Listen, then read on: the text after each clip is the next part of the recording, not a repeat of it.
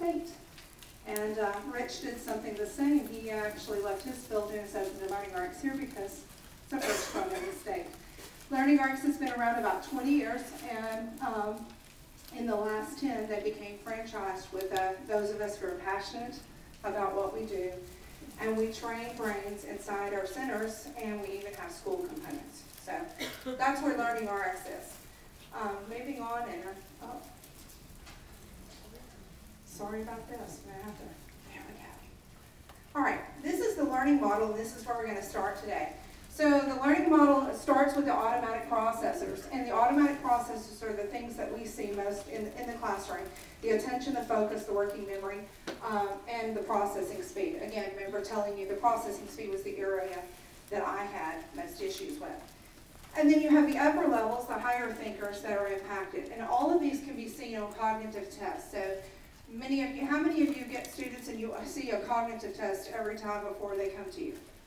On all your kids. Okay, good. So some of you see a cognitive test every time, so you absolutely know where their strengths and weaknesses are.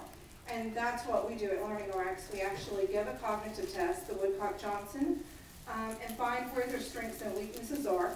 And then we do that, we actually train, exercise the brain. And we're going to give you those tools today. One of the things that we do is working on attention and focus. And since most of our mouths are full today, right? Everyone's kind of got a full mouth.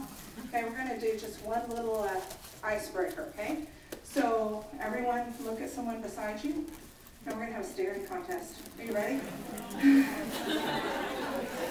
Oh, yeah, come on. You don't have to see a staring contest. Yeah, there you go.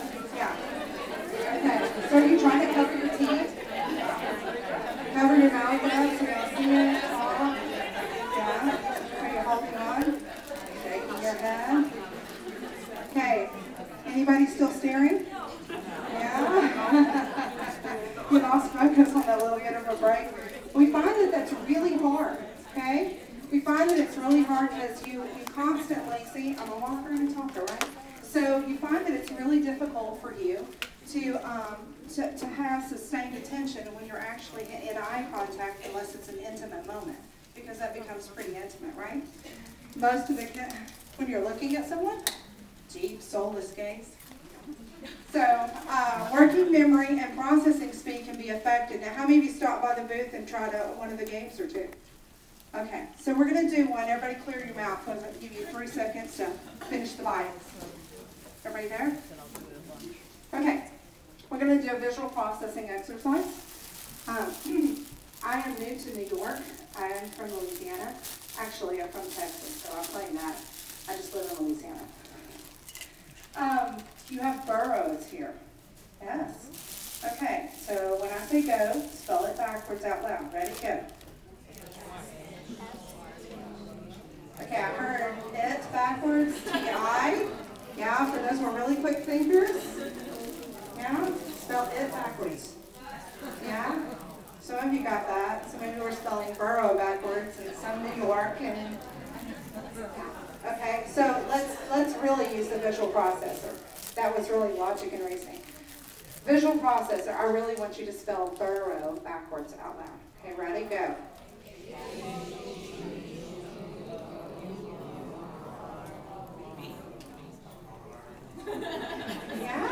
Yeah. Did you find yourself looking up and trying to find it in the air? Yeah, it's your visual processor. You're accessing memory of that. There's a great brain exhibit at the museum about it too, if you guys haven't gone. All right, since I get to do mine. There's two parts to learning. There's the knowledge, the data storage, and this is where we are actually, as teachers, pouring information in here. And then there's the processing abilities, which is known as intelligence. One of the greatest things that we know is that you have this accumulated facts in this database, and we usually measure this with achievement tests at the end of the year. In our IQ, our intelligence, it's measured with IQ test, SAT, ACT. It's also measured or done with your input processing or HOT skills, your higher order thinking skills. The biggest myth that we have to fight a lot is that IQ or mental skills are fixed, okay? Mental skills are not fixed, and in fact, the inventor of IQ Simone Binet actually made that statement. It was actually Goddard in 1909 that said that they were fixed. The new science, and this is Dr. John Ratliff, he says the brain responds to use and disuse by either growing or remaining vital and decaying. And thus, for the first time, we're learning to see mental weakness as physical systems in need of training and practice. So we know, how many of you understand that the brain is a growing and changing thing? You work with it every day, right? Okay, so here's our amazing changing brain and all of its synapses and neurons, and recognizing the breakthrough again by Dr. Sally Shaywitz. After more than a century of frustration, it has now been shown the brain can be rewired and the struggling children can become skilled readers. Here's the MRI scans that prove that brain function changes are reality.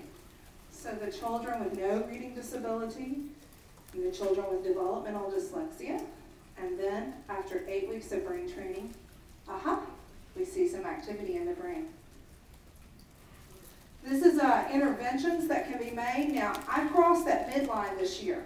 If you look in the, find yourself on the chart on the bottom, the 20s, the 40s, or the 60s, I crossed into 40 this year, and I'm still 26 mentally though, right?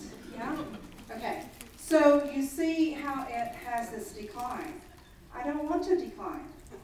I want to reverse in more ways than one, right? So you want to change that, you mentally exercise that. And you hear that all the news. Stay young, watch what you're doing to change. So exercises that do it. This is a 2010 study using the Woodcock-Johnson. For those of you who like charts and graphs, it's amazing, and I put it in the PowerPoint, and I'm not going to really refer a lot to it, except to say that brain training works. You can read and study the data to your heart's content, those of you who like it, and I do love it, but I came here to give you ideas on how to use it in your classroom. An intellectual process by which one becomes aware of, perceives, or comprehends ideas is our cognitive function. It involves all aspects of perception, thinking, reasoning, and remembering. How many of you have children in your classroom with executive function disorder? Oh, wow. Yeah, we see it a lot. More and more and more. This is one of the areas that allows you to anticipate and adapt to outcomes. We see more and more children who are having difficulty with this. And this behavior can lead to quite a bit of disruption in life. Again, going back to dyslexia, facts and myths, and I'm not a person who reads stuff, so it's in the PowerPoint. Have fun. We're going to email it to you, and we're going to go have fun. Okay?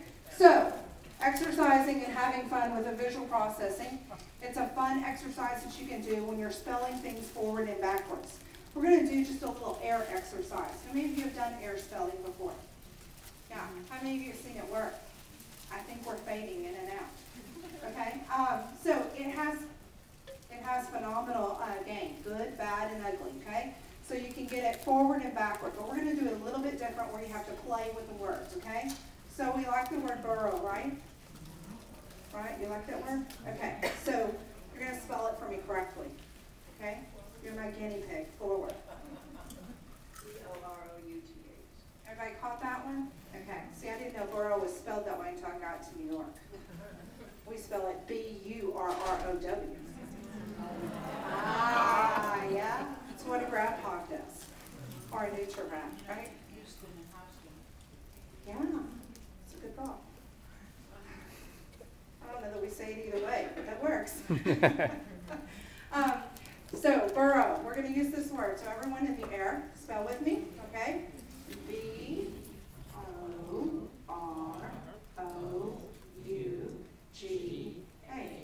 Okay? All right. Now, you see it in the air in front of you, right? Okay, point to the O's. Okay. Give me the G-H. Okay. Give me the B. Give me the U. Give me the R. Give me the S. They get the idea? Yeah. So you play with the word coming back and forth, and then you get association where they actually get where you can use that in the air. You can do it. Now, when you're explaining to kiddos and you're working with kiddos, one of the greatest